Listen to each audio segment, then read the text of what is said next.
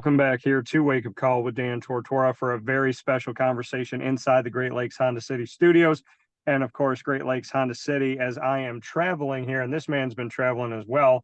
Justin Barron's going to be with me in just a second, picture in picture, and we'll have the opportunity to have this conversation. And appreciate y'all for your love and support for all that you've given to not just Justin Barron, but to all of the Syracuse Orange football alumni as they get set for the upcoming 2025 NFL draft. Of course, the Great Lakes Honda City Studios on the road. I'm inside of my 2025 Honda CRV as we welcome Justin. Justin, how are we doing? I'm doing great. Thank you for having me. Absolutely. And Justin, you've played different positions under Dino Babers' defense. We had you as that rover. And so I said, you were written down as a defensive back. But in my opinion, I'm like, he can play linebacker. He can shift. And when Marlowe Wax Jr. went down, I said to myself, if he's going to shift into this role, he's already kind of shown that he could do it. So I was writing you down as a DB/linebacker before you were written down specifically as that. So can I call myself Nostradamus in that case? Is that fair? Yeah, go ahead. So bring me into it. I mean, the fact that you played different roles here in different defenses, what does that say to the NFL about your ability as a DB and or a linebacker?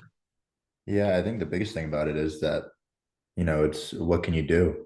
And the more you can do, the more valuable you are. I wish I would have had an offseason at linebacker to actually train it, but, I was kind of thrown into the fire in the unfortunate way that it happened, But I think it just goes into the preparation of not only me as a player, but like the staff and how good of a job they did helping prepare me in the short time that we had to get ready for that next game. Like it was that quick. Here we go again. So we're good. Keep going. But yeah, I mean, I think that's what it comes down to is that the staff helped me get prepared really quick. And, and the way that I learned football and how quickly I think I can learn stuff, it made it a little bit easier. Yeah, and like you said, I mean, you learned it so quick. You didn't have an off season at linebacker. You literally had to do it from 1 week to the next. How did they prepare you? How did they? I mean, I guess being a rover and knowing that that's not your typical, safety or secondary member, so you kind of have like linebacker tendencies. Is that something that helped you because you were in that rover star position? Yeah, I definitely think the past experiences playing, around the box, I guess you could say, helped me once I actually, came down in there full time. But I just with me, I think it's like I'm kind of obsessive over this. Like this is all I do. So even when I'm playing safety or playing rover, like I like knowing what everyone else is doing. Because it makes my job easier because then I know where I have to be and when I have to be there. So I think Yeah. that really helped as well. But when the first game I was at Becker, we switched to that 3 down front. So there were kind of some similarities, which was helpful, obviously, because I've been used to that in the past. But obviously it's a different D coordinator and different defense. Yeah, and for you, I mean, going through those changes, going through the D coordinator change, you went through that multiple times at Syracuse and multiple times under Dino Babers and then under Fran Brown. How did you adjust to the fact that, I mean, we look back on your time as a member of the Orange, and it wasn't one D coordinator, it wasn't two D coordinators. You're having multiple different, and granted, there is some like similarities with the defensive scheming under Babers from one guy to the next, but how did you kind of find a way to live through it, grow through it, and still evolve and progress despite the fact that you had different voices leading the defense? Yeah, I mean, like you said, obviously there was 3D coordinators, but the one thing that stayed the same is that the faces on the team, right? So they all still look to the same people for that leadership, and when they have questions, they're going to go to the same people to ask those questions. And thankfully, I took on that role being one of those guys because that's how I learned when I first got there. I would ask Garrett, I would ask Mikkel, I would ask all those guys, and then once they left, it was me and Marlo left. So we had to take on that role, and I think that honestly helped me learn defense faster because I knew I had to learn it faster because people were going to be coming to me with questions. Yeah, and like you said, I mean, having those same personnel, there's the square peg round hole thing, right? Where some coaches come in and say, this is what I want to do, and this is what I'm doing no matter what. I don't care who my personnel is. And then there's building around your personnel. This season that you had with Fran Brown, how did you see the building around the personnel as far as what they wanted to do and how they wanted to do it, knowing that they had guys like yourself that had been there for so long? Yeah, I think it's a good question. I think you see it every week. With the game plan. Every week we had a whole new defense. It felt like, or just at least a whole new scheme. So Coach E and Coach Rob and Coach Shafe and all those guys on that defensive side of the ball. They did a great job every single week putting together a different game plan, whether it was the 4 down front, 3 down front. Like what you saw, we went back and forth, and even some games we would do both. Huh. So just their ability to have been places other than Syracuse and be able to learn and adjust to the game style of the ACC. It speaks volumes about them and their coaching styles. Elijah Robinson caught some flack during the season as D coordinator. I have respect for him. I got to talk with him going into the season. What can you say about what he did leadership wise for you? He changed the entire defense. And like just especially for the young guys coming in, because those are the ones who like even the guys who might not play right away or think they're the best players in the world coming out of high school, and that's that wake up call that we all have when we get to college, right? So Coach E's steadiness and being the same person every day is really helpful to us as players, right? Like it's someone you can go to every single day, no matter what happens, and he's gonna treat everybody the same. And be real about it, which is one of the most important things that you look for as a player from your coach, is that he's going to be honest. Because you don't want to go up there and ask, "Hey, coach, why am I not playing as much as I want to?" and just have him lie to you, and then you don't see it. So having a guy like Coach E it was a blessing for sure. I want to make it known that you just shamelessly plugged the name of the show here on Wake Up Call by saying it within your answer. So thank you for that, Justin. Cool. So, but looking at Coach Shafe, you mentioned him as well, just what he did for you and how he helped you excel at your craft.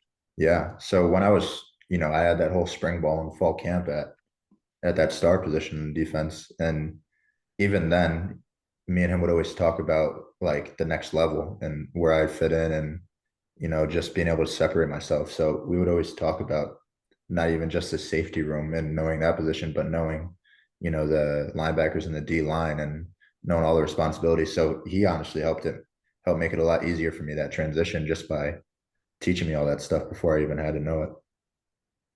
So going into the Senior Bowl and then coming out of it, just what you could say about that experience, that opportunity to be in the Senior Bowl, and what you thought you left on the field for NFL scouts at the Senior Bowl. Yeah, again, it was a blessing to be able to be there like that. The environment was surreal. It's something you dream about. You see all the kids when you're in high school getting invites to that and playing the game, and it's like that's what I want to do when I get to there, when I get to that point. So that's something that I've dreamed of, and I'm beyond thankful for the opportunity that I got to play in it. But for me, the biggest thing from that week was just being able to go out there and show that I can compete and dominate with the best of the best, not even just compete, but be able to stick out and dominate.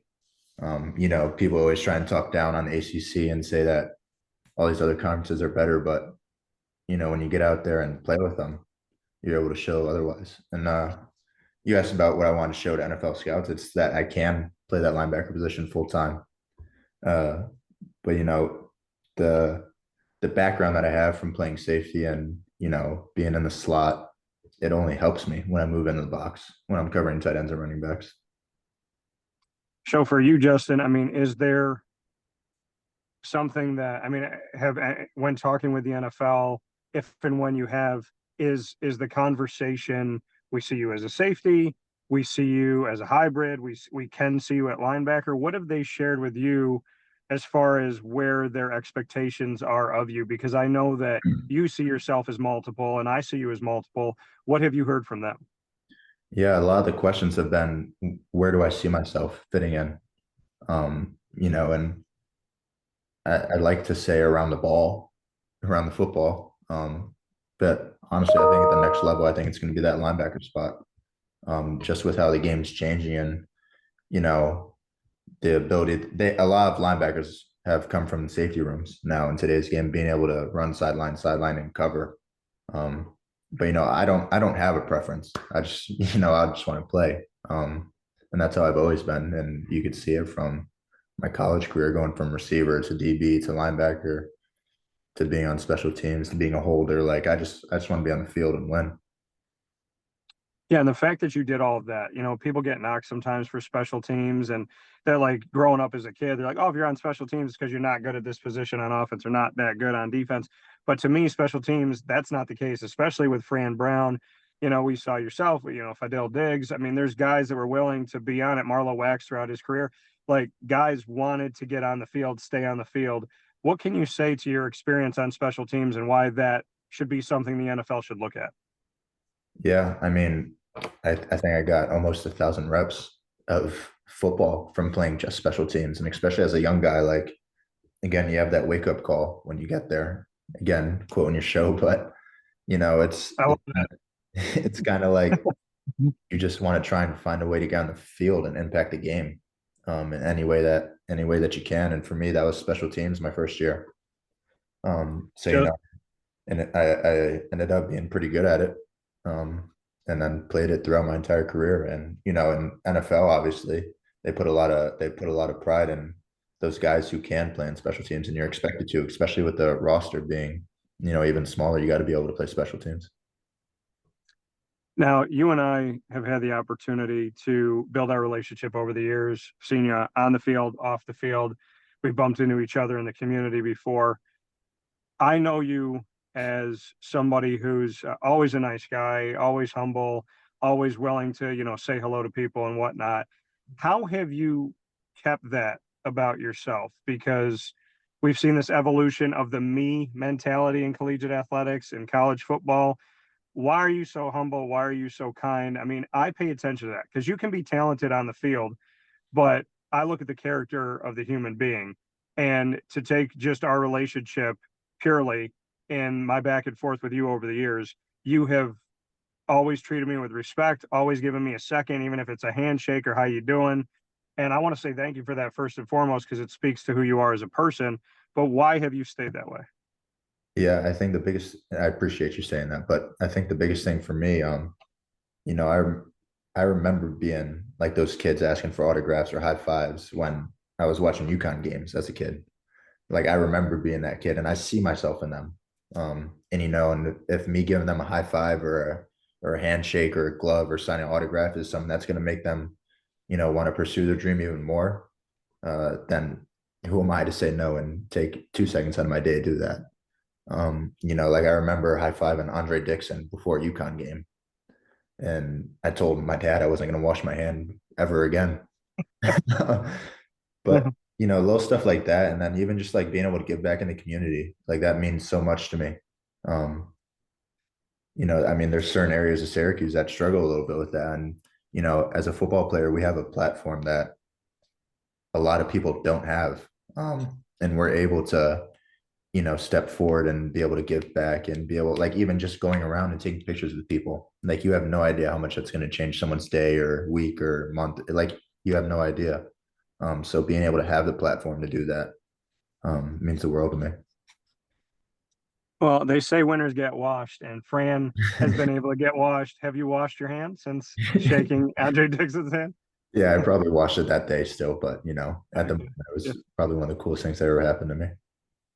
What is it like having a head coach like Fran Brown, where he can say something? Because I was in the room that day. I was at the press conference where he said, if I lose a game, I don't take a shower. I don't let myself take a shower. I sleep on the couch. Like I kind of make myself sit in it and feel it. When he said that, I understood what he meant. And I think you know this about me. I'm not your typical media person. So when you guys talk and you joke, I understand it. Other people run with it. They make it something it's not.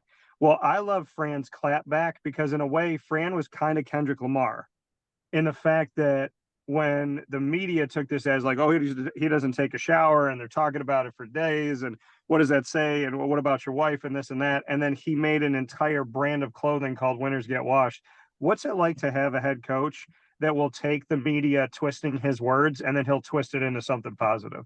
Yeah, that's one thing I will say. He's very I guess you can say in tune with the younger generation. Like he knows how we all act, and he's able to turn that switch on and off when he's around us. Um, but one thing I will say about him is that he whatever he says he's going to do, he gets it done. That's with anything inside or outside of football, and that's something that I've seen grow true over the past, almost year now. That actually probably a little longer than a year, right? But yeah, Yeah. I mean that's the thing that I've seen grow true throughout that entire time. Has he been helpful? Have the coaching staff been helpful with that bridge to the NFL for you? Yeah, absolutely. Specifically Coach Rob Wright is someone that I talk to a lot. Like my linebacker coach is like I'll just call him whenever. And then Coach Ryan Berry too. He was in the defensive side of the ball, obviously, but he was in the linebacker room too. He came with Coach Rob from Buffalo. Those two guys, anytime I just want to like go through a play or drop a defense, those are the two I'm going to. And I appreciate them a lot because they always take time out of the day just to do that stuff. So it means the world to me too. Well, for you, I mean, being well rounded, you also made the decision to stay in Syracuse and not get into the transfer portal. Why did you believe in Fran's message? And hindsight 2020, do you think it was the best thing for you and your future in the NFL to stay in Syracuse, having now had that season? Yeah. So the first part of the question, I felt like I've told the story so many times, but Coach Fran's message, and his vision for not only me but for the team. Uh, Obviously we fell a little short of that goal at the end of the day, which was the national championship. But 10-3 in his first year is not bad at all. And I wish we were able to do more, but his vision and my goals lined up. So I mean, that was really what sold me. But what was the second part? Hindsight 2020, now Was that it the you best stayed decision? throughout that season, yeah, was it the best decision for you when you look at now trying to make it to the NFL? Yeah, absolutely. I think, it gave me the opportunity to play that linebacker position where, in old defenses, I was kind of that in that tweener spot, that rover role. So, being in a defense that NFL teams run, I think was very helpful for me in showing that I can play and be successful in it. Have you gotten to talk with NFL teams and would you like to divulge? I mean, have you had workouts? Have you had conversations? What has the schedule been like for you?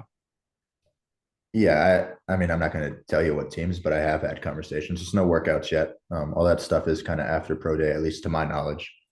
Um, Yeah.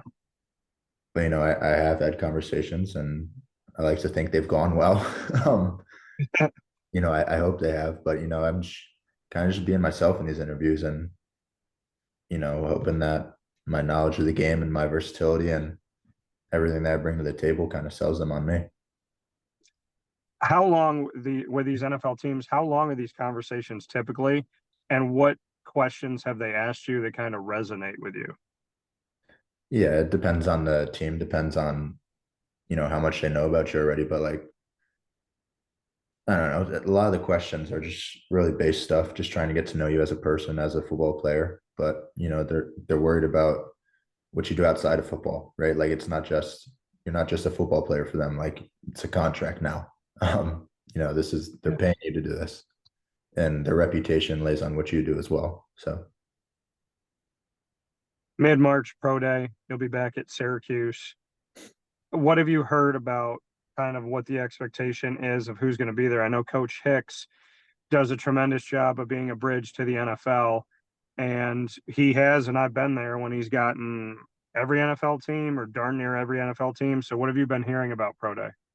yeah, I haven't honestly, it's my honest answer. I haven't been too much in tune with it, or too worried about it. I'm just kind of head down grinding. And I think that's the same with everyone who's getting ready for a pro day. Um, So Go ahead. no, I was just going to say, so for you, head down grinding regimen for you, post Senior Bowl, what is the day to day for you like? What does a week look like? What are the things that you're focusing in on and keying in on to create those habits that you think are going to be most beneficial to you for when Pro Day comes around? Yeah, I mean, I don't know if everyone else is doing this, but like we're working out 6 days a week where I'm training. we're on the field in the morning doing either linear stuff or multi-directional and then position work. And then, you got your little break for physical therapy or correctives or whatever it may be. And then you get lunch and you have a lift. Um, but this is our life now. It's not like we have class or anything to go to. So we're here all day at the facility and it's what we signed up for. We got a nutritionist, we have a chef, meals catered, everything that you expect it to be. That's exactly what it is. It's a long day, short nights, at least I could say. Where are you working out? I'm down in Florida. Down in Florida? Okay. So are you working out with people that you know, people that you played against? Is there any familiarity where you are? Yeah, there's a couple faces that we played against. I'm not going to share this person's information because I don't know if they'd want me to, but like there's a bunch of good guys down here. My favorite thing about it is that we're all good people that I've met so far. We get along together well and we push each other. So it's been a good working environment for everyone. And to keep with down south, when you were at the Senior Bowl, you had a nice little back and forth that was caught on film with the Miami Hurricanes mascot, and looking at him and saying, and you're just deadpan, just like straight face. You said, I know you know us. I know you didn't forget about us. Has that always been your humor, that you can look like you're ready to fight, but then you say something funny? Yeah, I mean, I feel like that's just how my face is. But no, like one of my buddies was there, Xavier Restrepo from Miami. Like I'm really close with him through Tyler Van Dyke, and that's how we kind of got connected, and we've been able to stay friends since then. And like I was just talking to him before I even hopped on this call, but like I'm only talking to that mascot because Xavier's right there, just to give him a hard time. Yeah. What does it mean to Syracuse and the future of Syracuse? And what does it say about you specifically in your defense that Cam Ward came into that game as a highly touted guy, a Heisman hopeful, talked about more than Kyle McCord, your quarterback, and that head to head, you not only beat Miami, but it was the first time to the day. I don't know if you know this, the first time to the day that Miami had been in the Dome in 22 years. Saturday, November 30th, 2002, Saturday, November 30th, 2024. The last time they came in, they were conference foes, but it was the Big East, not the ACC. So to beat Cam Ward with all of his hype, to for that to happen head to head, for your defense to be responsible for doing that to a Heisman hopeful candidate who is one of the final four guys in the Heisman, and to essentially, in my opinion, you knocked them out of the college football playoff. What does that do for you as a defenseman? Because I'd be talking about that in all my meetings when I'm talking to NFL teams. Like, hey, if you want to know where we stand, we knocked out a Heisman candidate and we took their team out of the college football playoff. Yeah, I mean, it's definitely something I'll talk about forever. Like that's one of those lifelong memories that we created, and I'm thankful that was in our last college game and with such a great group of guys. But like none of that happens without, everyone buying in. And those guys are doing the same thing right now up in Syracuse, like Matt Dros. That's when we all bought in, and you kind of just gotta take a leap of faith and believe in each other, and that's when you get really close because we all depend on each other during those. So none of those wins, none of that beating Miami or, getting to 10 wins and win the bowl game. That doesn't happen without that. And, without having great leaders and great coaches and a great support system around the entire facility and program. I'm going to leave you with this, Justin. What do you want? A three part. What do you want to say to Fran Brown and the coaching staff? Secondly, what do you want to say to your teammates at Syracuse? Thirdly, what do you want to say to the fans? Yeah, to the coaching staff, I'll forever be in debt to them. Not even just Coach Fran's staff, but Coach Babers and that first staff when I came in, and Coach White, and then Coach Rocky Long, and Coach Perkins, and Coach Monroe. I'll forever be in debt to them for them. I guess you can say taking me under their wing, and really teaching me that how to play defense again, right? Like you kind of played in high school, but I didn't really learn the specifics of it until college and go in depth. And, I'll forever be thankful to them. And then my teammates, even my freshman year, like I still talk to those guys, and, I'm sure some of those guys will be at my wedding someday, whenever that is. But like I'm forever thankful for those memories. And that's stuff that like I'll tell my kids about, hopefully. Um, And then even just the fans, like they, I will forever say this about the Dome. The Dome is a hard place to win at as a visitor when that place is rocking. And throughout the ups and downs, they continuously showed the support. And that's what kind of kept us going throughout the week, knowing we had a home game coming up and that dome was going to be packed and rocking. And whenever we're playing at home, we always got a chance to win, no matter who it is. Well, I love that, and I can appreciate that. I do want to ask you two final points here on this, so forgive me for lying because I got to ask you this. You're The team that drafts Kyle McCord gets what? a winner, Super Bowl winning quarterback, and he's going to be Okay, there. why do you say that? He's going to be there for a long time. I mean, maybe they'll. I don't. I mean, I have no idea where he's going to go, but like whoever gets him gets a winner and gets a leader and gets someone who's going to bring them to places that teams probably never been before. Is this the year that we see? I mean, when we look at Elijah Clark, Quint Allen, look at yourself, look at Marlowe, look at Kyle McCord, Aronde Gadsden. Are we going to see everybody find a home, in your opinion? Yeah, I don't think there's a way that you can keep us out of that. And you still forgot some names, but I Savion, know. you got Fidel, you got Fidel, Clement yeah. Lewis. Uh, I don't think you can keep us off an NFL team. If you give any Jackson Meeks too, you give any of those guys a chance. I mean, we see it every day in practice. There's no way that they're not gonna get their chance and run with it. You and I will be talking hopefully a lot between now and then being the NFL draft. But I do want you to have the final word here, Justin. Looking right into the camera, NFL executives are looking at you. You're looking at them across the table. Why should you be on an NFL roster? Yeah, you get a leader, you get a winner, you get someone who can play almost every position on the defensive side of the ball, and you get someone who's willing to put their body on the line for their teammates and for the team. You get someone who hates losing more than they love winning. And and again, I don't think you could say it enough times is that you get my 100% every day. Um, and all you need is that one team to pick you. All 32 can't take you. Um, whatever team takes me, they're going to get a winner. Hey, Colin from Justin Barron. Justin, as always, I appreciate you over the years for everything, for giving me a couple minutes here and there, and for everything here now. And, I'm grateful for it because now you're done at Syracuse and you get to choose who you talk to. And the fact that you and I still have that bond means a lot to me and speaks a lot to the character, again, of the person that you are. And, I'm always in your corner. So I want to say thank you. I appreciate you and all those kind words.